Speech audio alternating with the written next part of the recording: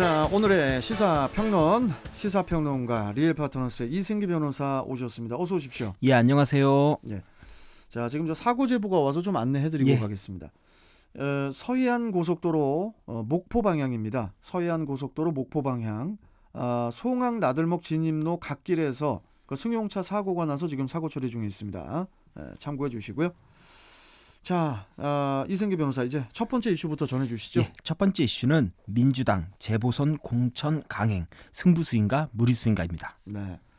그 민주당이 서울 부산시장 보궐선거에 후보를 공천하기 위한 그 전당원 투표가 이제 어제 실시가 됐죠. 예, 그 오늘 그 오전에 있을 최고위원회에서 이제 그 결과를 공개할 예정이라고 합니다.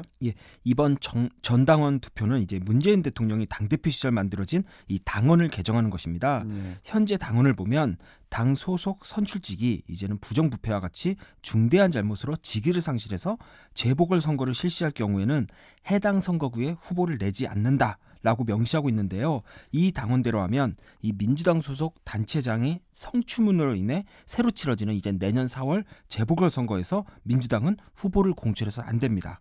하지만 이번 전당원 투표는 이 당원을 바로 개정하도록 하는 건데요.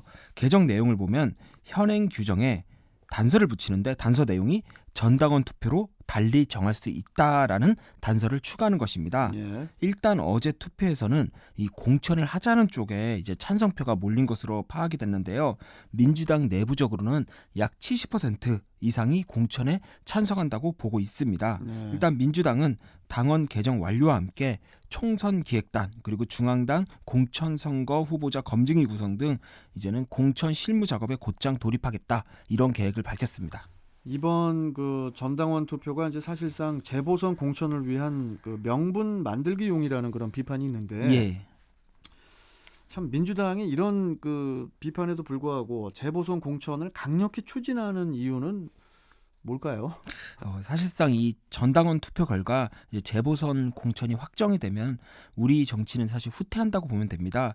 민주당이 만약에 이번 보궐선거에 이 무공천을 했다면 이 공당의 책임 정치도 구현될 거고요. 향후 유사한 사례가 발생한 경우 이 다른 정당들도 이제 뭐 이런 선례에 좀 구속이 될 겁니다. 우리 정치사가 좀 발전이 되는 건데요. 하지만 이번에 174석의 집권 여당이 스스로 만든 당원을 부정했으니까 앞으로 여야 모두 뭐 이런 상황이 발생한다 그러면 뭐 공천을 그대로 강행할 그런 핑계거리가 생긴 것으로 보입니다. 네. 또한 물론 이번 재보궐선거가 대선 불과 1년 전에 치러지고 또 서울과 부산시장이라는 이제 빅매치라는 점에서 차기 대권을 꿈꾸는 이낙연 대표 그리고 정권 재창출을 목표로 하는 민주당의 입장에서는 사실 무공천 원칙을 지키기가 참 어려웠을 것입니다. 특히 그 어느 때보다도 높은 여당에 대한 지지도와 또 집권 후반기임에도 이제 레임덕은커녕 오히려 여당이 얹혀갈 정도의 그 높은 지지도를 자랑하는 문 대통령의 지지율이 당장은 비판을 받겠지만 결국 선거는 이길 수 있고 선거에서 이기면 비판의 목소리도 사라질 것이다 라는 판단을 한 것으로 보입니다. 네. 이는 지난 4.15 총선을 앞두고 비례위성정당에 참여할지 묻는 민주당의 이 전당원 투표에서도 똑같은 공식이 적용된 것으로 보입니다.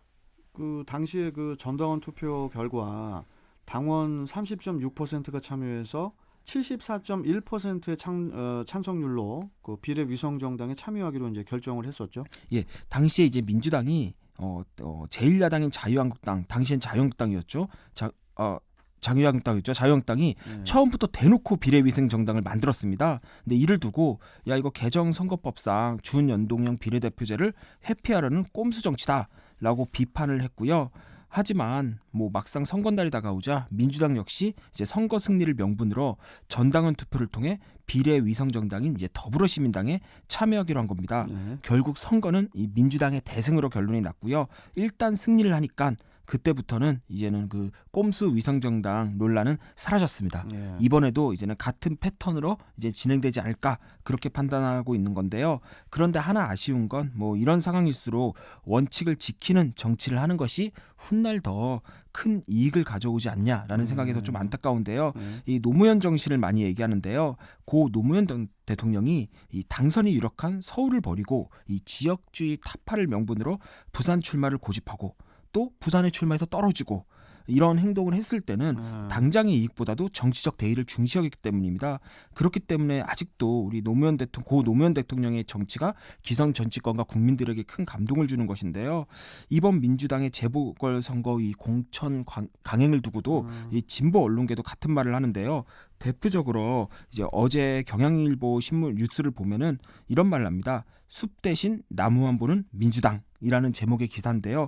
이 기사 제목이 모든 걸 설명해 주는 것으로 보입니다. 그 민주당의 그 이번 재보궐 선거 공천을 두고 그 진보 정당의 대표인 정의당이 이제 크게 반발을 하고 있어요. 예.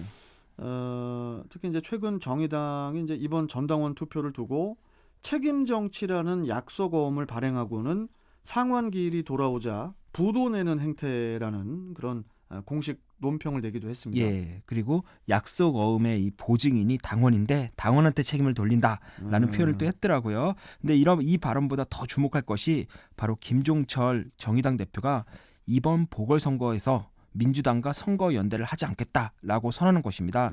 사실 그동안 숱한 선거에서 정의당은 이 민주당과의 범진보 연대를 통해 후보 단일화를 해왔고 이는 선거에서 엄청난 파괴력을 발휘했습니다.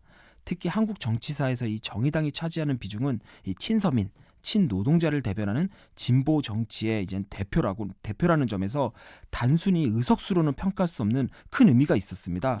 일단 정의당이 지지하면 명분이 있다라는 그런 효과도 있었는데요. 당장 지난 총선에서도 이 의석수에서 손해 볼 것을 뻔히 알면서도 이 비례위성 정당에 참여하지 않는 원칙을 지키는 소위 이제는 양당 지금 거대 양당으로부터는 볼 수 없는 그런 모습을 많이 보였습니다. 하지만 지난 총선을 앞두고 민주당이 결국 비례위성 정당 참여로 이제 정의당과 약간 균열이 생겼고요. 이번 전당원 투표를 통한 재보궐선거 공천은 그 세기를 박은 것으로 보입니다. 일단 정의당 입장에서는 과거 민주당의 지지율이 보수 야당보다 못하거나 또는 의석수가 부족할 때는 범진보 연대라고 해서 적극 협력하자고 하더니 또 최근에는 높은 지지율과 의석수로 이제 정의당이 없더라도 이제 정치를 하는데 지장이 없으니까 정의당에 대해서 공을 덜 들이거나 좀 무시하는 거 아니냐라고 이렇게 좀 보는 것 같은데요. 결국 이 차기 재보궐선거, 특히 서울시장 선거에서는 이 보수 대통합이 유력한 국민의힘이냐 또는 정의당과의 단일화는 물 건너갔지만 뭐 박영선 장관, 추미애 장관, 우상호 의원, 박주민 의원, 심지어 정세균 국무총리까지 이 막강한 인력 풀로 누굴 내보내도 인물 경쟁력에서 밀리지 않는 민주당이냐, 이 양당 간의 싸움이 될 것으로 보입니다. 알겠습니다. 자, 다음 이슈 전해주시죠. 예, 다음 이슈는 추의 커밍아웃 저격 그 후입니다. 그 추미애 법무부 장관이 자신을 비판한 평검사의 실명을 거론하면서 이렇게 커밍아웃 해줘서 좋다, 이렇게 이제 공개 저격을 했는데 이 글을 보고 일선 검사들이 또 나도 커밍아웃 하겠다며 잇따라 항의 표시를 하고 있어요. 예, 이 사건을 보면은 그 이한우 제주지검 검사가 이 검찰 내부망이죠. 이 이프로스의 실명으로 검찰 개혁은 실패했다라는 제목의 글을 올렸습니다.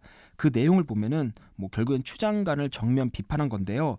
그 목적과 속내를 감추지 않은 채 인사권, 지휘권, 감찰권이 남발된다.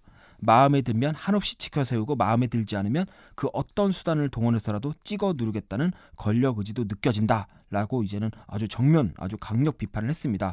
그러자 추 장관이 지난 29일 자신의 SNS를 통해 이한우 검사는 동료 검사의 약점 노출을 막으려 피의자를 20일간 독방에 구금하고 가족 면회까지 막은 이제 부적절하게 권한을 남용한 검사라는 내용의 이제 언론 보도를 공유하면서 이렇게 말했습니다. 좋다. 이렇게 커밍아웃 해주시면 개혁만이 답이다라는 글을 남겼습니다. 이후 추 장관의 커밍아웃 저격과 관련돼서 이 노무현 정부에서 법무부 장관을 역임했던 이 천정배 전 장관의 이제 사이가 이제는 또 검사인데요.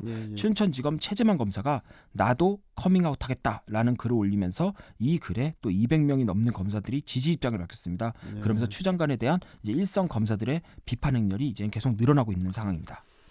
자, 그런데 이제 추미애 장관이 지난 31일에 그 자신의 SNS에 불편한 진실은 계속 이어져야 한다. 외면하지 않고 직시할 때까지 이렇게 이제 적어서 이번 검찰의 반발을 정면 돌파하겠다는 그런 의지를 밝혔습니다. 예, 좀 추 장관의 대응이 좀 너무 좀 거친 면이 있는데요. 추 장관은 법무부 수장입니다. 일선 검사들의 인사권자이자 이제 상급자인데요. 이 하급자의 공개 비난에 대해서 상급자가 좀 좌표 찍기로 대응하는 건 좀 바람직하지 않아 보입니다.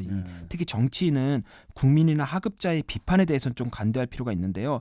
특히 이번 건은 고위직 검사도 아닌 평검사입니다. 근데 그런 평검사한테 커밍아웃이라는 단어까지 쓰면서 이 검찰 개혁을 언급하고 있는 건데요. 한마디로 이 글을 올린 검사는 개혁 대상이다라는 것인데, 이는 오히려 추 장관의 검찰 개혁 의지에 순수성까지도 좀 의심받을 수 있을 정도로 좀 적절하지 않아 보입니다. 예. 추 장관이 국회에서의 이제 소설 쓰신의 발언부터 이번 커밍아웃 발언까지 자신에 대한 비판에 대해서는 그때그때 좀 정지되지 않은 언어로 좀 반박을 하고 있는데요.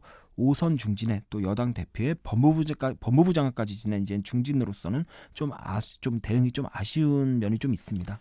이 추 장관 관련해서는 또 계속 저희가 또 다뤄야 될 것 같으니까 예, 오늘 말씀 여기까지 듣고 또 저희는 또 내일 뵙도록 하겠습니다. 고맙습니다. 예, 감사합니다. 자, 시사평론가 리얼파트너스의 이승기 변호사와 함께했고요.